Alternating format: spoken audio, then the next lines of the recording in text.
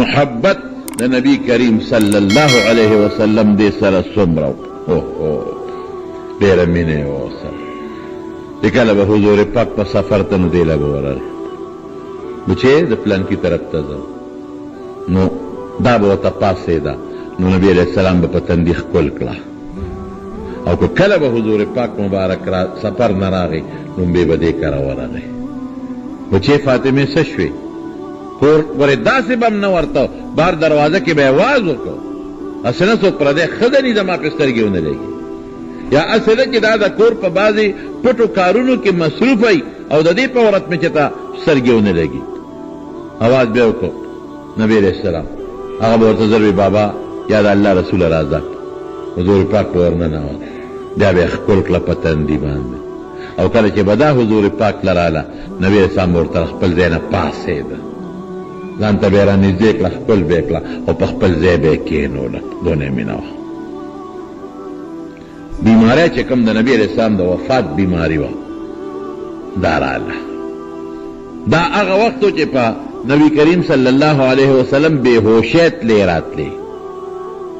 تکلیف وته ډېر بی بی فاطمه ځان ته رانږدې کړه دی وجړل بیا رانږدې کړه غوږ کې ورته څه خبره وکړه ویې خندل عائشہ صدیقه رضی الله تعالی عنها فرمایي وی داسې ښځه مې نه ده لیدې وی ما خو چې دا ډېره هوښیاره ده خو دا ساده او ښه ده ځکه دا که د خندا وختې بیا جاړې ولې او که د ژړا وختې خاندې ولې یو وخت کې هم ژړا هم خندا وی فاطمې پوه مې که په دې خبره او دې ژړل ولې او دې خندل ولې وی د بابا راز نه فاش کوم بیا وروسته به درته وی راز نه فاش کوم چې نبي علیه السلام مبارک وفات شو نو بیا ته عایشې صدیق تپوس وکړو وی فاطمې هغه خبره راته ویم اوس خو راته ووایه که نه وی اوس به یې درته ویم وی په لومبي ځل باندې نبي علیه السلام ځان ته رانږدې کړم وی ما ته وی چې فاطمې زه الله خبر کړی ما او دا زما اخري بیماري ده د دې بیمارۍ نه زما پاسېدل نشته دې کې به زه وفات کېږم خو ګورې چغې به نه وې ګریوانونه به نه شلې ویر به نه کې نو د پلار صدمه و جلا راغله نو ومې ژړل وی بیا چې زما جلا ته وکتل نو ما ته اشاره وکړه نو بیا راته غوږ کې پټ و چې فاطمې ژاړمه زما په خاندان کې د ټولو نه مخکې به ته ما سره ملاوېږې په دې مې وخندل وی زه ټیک ده که فراق راشي جداوالی څه وخت له راغی خو بیا به بابا سره نږدې شم همقسې وشوه د نبي علیه السلام د وفات نه 6 میاشتې پس دا وفات شوی ده 6 میاشتې پس څوک یې عمر یو کم 30 کاله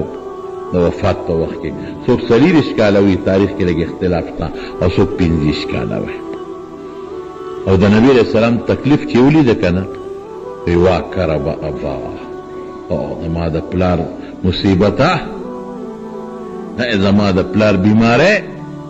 وی ژړل نبي علیه السلام ورته وی انه لا کرب علی ابیک بعد اليوم ای بچې نن نه پس به دې په پلار مصیبت نه دا زما د بیماره خیري ورځ ده نه پس به بله ورځ نه او چې کله وفات شو که نه وی صبت علی مصائب لو انها صبت علی الایام سرن لیالیا وی داسې مصیبتونه را باندې را پرېوتل که دا مصیبتونه په دې ورځو راوغورځېږي نو د ورځو نه به شپې جوړې شي د ورځو رنګ به بدل شي رڼا به ختم شي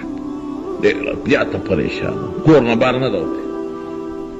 او چې کله نبی کریم صلی الله علیه وسلم دفن شو ترمذی شریف کې په حدیث ته او په مشکات شریف کې حضرت انس رضی الله عنه فرمایي وی د شپې اخیری وخت چې موږ د دفن نه فارغ شو نو موږ خاورې واچولې په قبر او بار راووتو چاریانې را سرې وې وی فاطمه راته دروازه کې ولاړه وه نو چې موږ پرې راتېر شو نو یې ما له اواز راکړه چې انسه زړونه م خوشحاله شو چې زما په پلار هم خاورې واړولې اطابت انفسکم مطمئن شوې ها خوشحاله شوې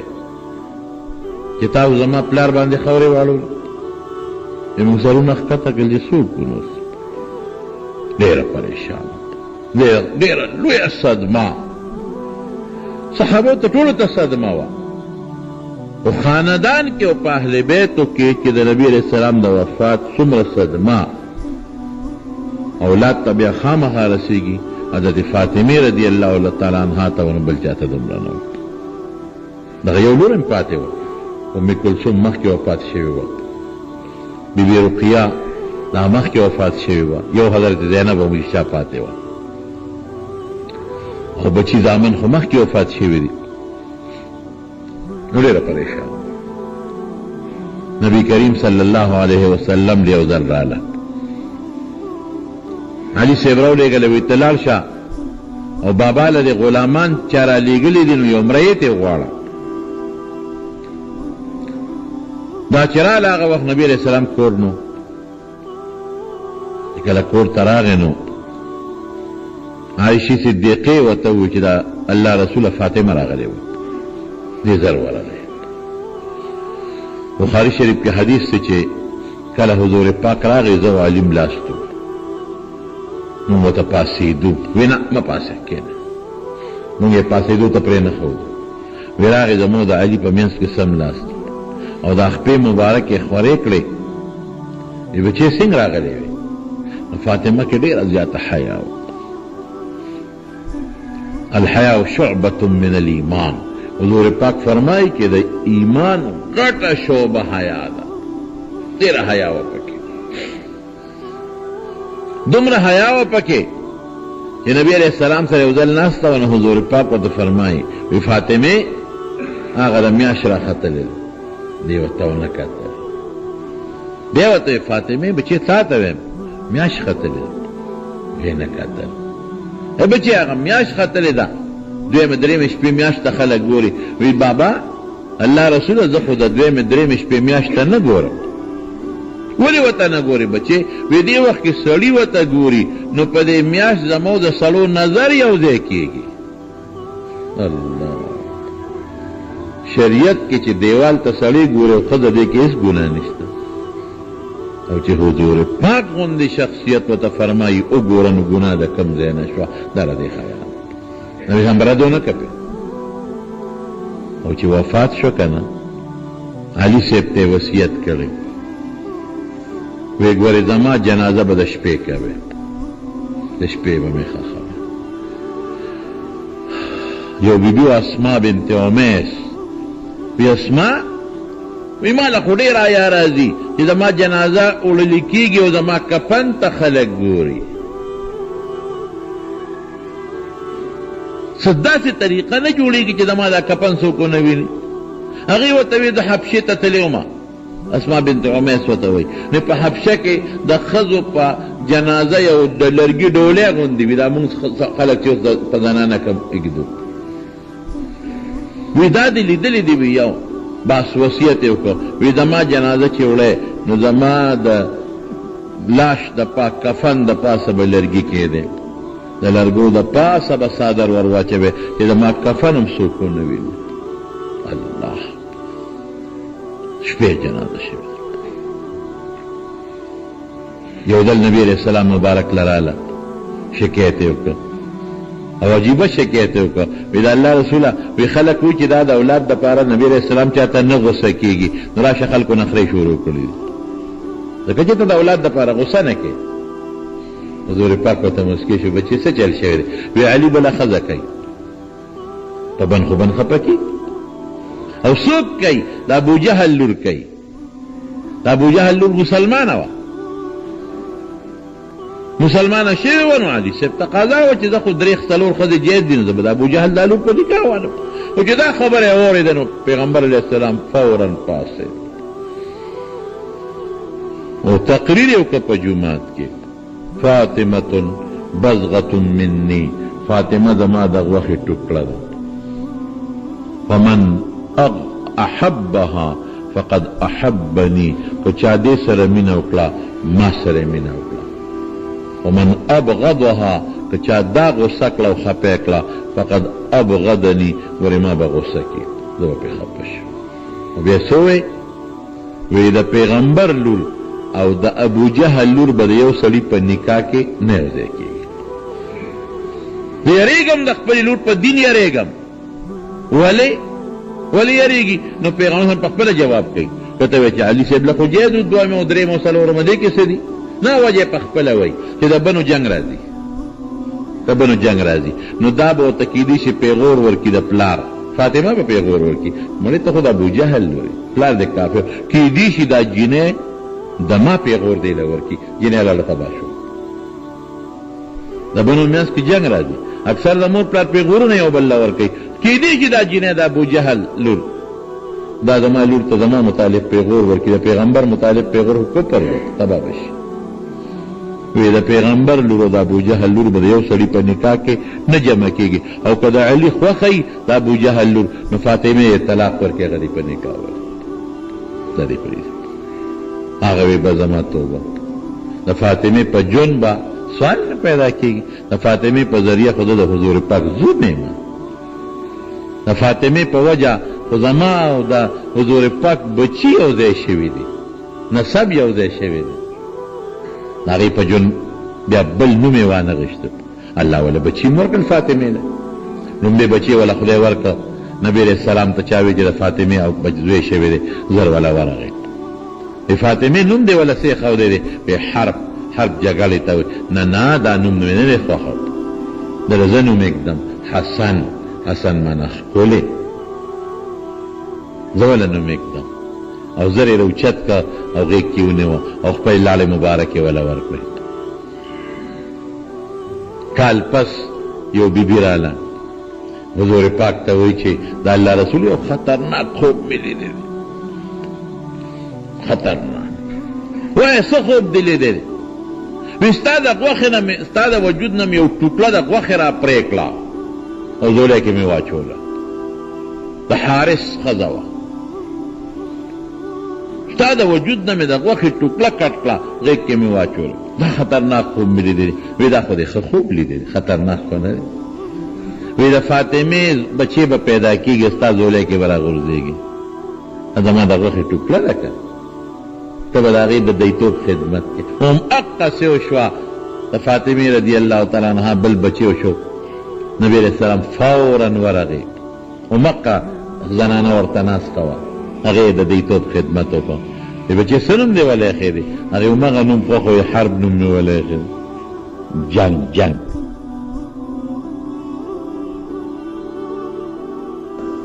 خیرات کړه او خپلې لاړې مبارکې وله ورکړه. ډېر زیات یې دا مسیح خوښ و. نور بچي شته، یو بل زوی څوک محسن یادوي او څوک محسن. لور یې وه زینب، بله لور یې وه رقیه د فاطمې رضی الله تعالی عنها. دا دوه زامنو. هغه محسن هغه وفات شو ماشوموالي کې. د حضور پاک ډېر خوښ و دا دواړه مسیح. دومره خوښ و چې نبی علیه السلام مبارک به کله مونځ کو، دا ماشومان چې په سجده به پرېوت، دی به لاړل په شا به یې سوارې شو. او صحابه وایي چې تر څو به دوی د حضور پاک د ملا مبارکې نه نو کوی شوی، نو هغوی به د سجدې نه سر نه پورته کو چې دا ماشومان خوږ نه شي. او چې نبی علیه السلام به کله په مانځه ولاړو، نو دوی به رالل، نو په دې خپو کې به اوړېدل دې خپو کې به کله داسې تېرېدل او کله به داسې تېرېدل. یو صحابي وایي نبي ته په منبر ناستو، تقریر یې کو. وی دا حسن او حسین دواړه ماشومان رامنډې والے جومات ته رالل. وی مور ورته امیلونه په غاړو کې اچولي، ماشوم ته امیل اچولی شي او داسې جامې اچولې وې چې کې سرې کرښې وې، ښایسته ښکارېدل. وی رامنډې والي نبي علیه السلام له دونه په منډه راتلل چې پرېوتل، تینده کې به یې خوړی، بیا به ودرېدل. وی حضور پاک د منبر نه کوز شو، تقریر یې په نیمه کې پرېښوده او دواړه یې راواغېښتل، یو یې په دا یو پتون کېنو، بل یې په دا بل پتون کېنو، ځان ته یې رانږدې کړل او بیا بیان شروع کړ. او څه وایي؟ یاره وی الله رښتیا ویلي دي، انما اموالکم و اولادکم فتنه، چې دا مال او بچی دا یو لوی ازمایش دی. الله رښتیا ویلي دي. وی دې دواړو بچو ته مې وکتل چې را منډې وی او غورځېږي درزونه خوري، نو ټینګ نه شومه، نو تقریر مې په دا میانځ کې پرېښود او دواړه مې راوچت کړل، ځان سره مې کېنول. دومره محبت. حضرت اسامه ابن زید رضی اللہ عنہ وی یو دل د شپې ساجت مې و، هغه جت له نبی علیہ السلام له لاړم، و چې ورلمه نو پیغمبر علیہ السلام په دې غیږ کې څه شی دی او څادر یې تاو کړی دی، یخني ده او دی ورته ناست دی.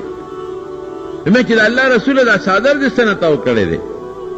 د څه شی دی دې غیږ کې کېنولو څادر دې تاو کړی دی؟ وی مسکې شو، وی خاندل، وی چې څادر یې لرې کړ نو یو طرف ته حضرت حسن ورسره په پتون ناست و، بل خوا حضرت حسین څادر کې پټ کړل. یو صحابي دی حضرت حذیفه رضی الله عنه، هغه وی مور مې راته وی ماسخوتن دی اوس ماښامې چې بچی ورشه او پیغمبر علیہ السلام له لږ مونږ هم ورسره وکړي او ما له تې بخښنه وغواړه. نبی علیہ السلام ته ووایه چې ما له د الله نه بخښنه وغواړي، ما ورته یاده کړه مونږ به وکړي او ما له به د الله نه بخښنه وغواړي. وی اتفاق ده مونږ مې وکړو، وی چې حضور پاک ته ور مخامخ شومه نو یې ما ته وی چې حذیفه څنګه رالې، خدای دې تا مبخي اوس تا مور دې خدای وبخي. غفر الله لك ولأمك، مشکات شریف کې دا حدیث هم شته. څنګه رالی خدای دې تا مبخي خدای دې مور وبخي. مې د الله رسول چې سلی رالیږلی او مکار وشو، مور مې وی چې دا حضور پاک ته ووایه چې ما د الله نه بخښنه وغواړي. وی ما ته وایي چې حذیفه یو خبره درته ونه کړم؟ مې ووایه د الله رسوله. وی د اسمان نه یو فرشته راله، د الله نه اجازت وغوښته چې ما له اجازت راکړه او په نبي علیہ السلام سلام ویم. هغه فرشته راله او اوس تا نه مخکې په ما سلام ووی او ما له د الله یو پیغام راوړه. پیغام دا دی چې نبی علیہ السلام ته ووایه چې ستا لور فاطمه به د جنت د ښځو سرداری او د هغې بچي حسن او حسین رضی اللہ عنہما دا با دا جنت دا زوانانو سرداران. څومره لوی خبره شو. دا د دواړو منقبت. نبی علیہ السلام مبارک یو دلته سفر نه راغی، پسنګ راغی نو فاطمه رضی اللہ تعالی عنها په دروازه ودرېده او آواز یې وکړ فاطمه اما شومان څه شو؟ صحابي وی لږ وخت تیر شو، وی به زه پوه شوم چې ماشومان خاورو کې خیرن شوي دي او مور جوړ لمبی ځکه وخت پکې واوړېد او جامې به ورته بدلی. وی هغسې نبي علیه السلام ولاړو، وی اقا همغسې وشوه، دا خیرنو په لوبې کولې زرې زرې ولمبول او جامې یې ورته واچولې او دواړه یې بار را پرېښودل. وی چې را پرېښودل په منډه منډه رالل، وی حضور پاک یو م روچت که او بل یې م روچت که او ځان ته یې را تر غاړه باسل او سیوې الله. وی دا زما کشمالیان دي، کشمالو خلک بویی که نه، دا مې کشمالیان دي، بویول به یې دواړه ځان ته به یې را نږدې کړل. او یو ځل حضرت حسین رضی الله تعالی عنه را روانو نو حضور او لاس یې داسې کړی لکه څوک چې چاته ور تر غاړه وځي. حضور پاک زر ورته کېناست، هغه را منډه کړی او نبي اسلام د هغه نه لاس تاو کړ، هغه د هغه نه غېږ تاو کړ، اوچت یې کړ ځان سره. دومره مینه یې وه.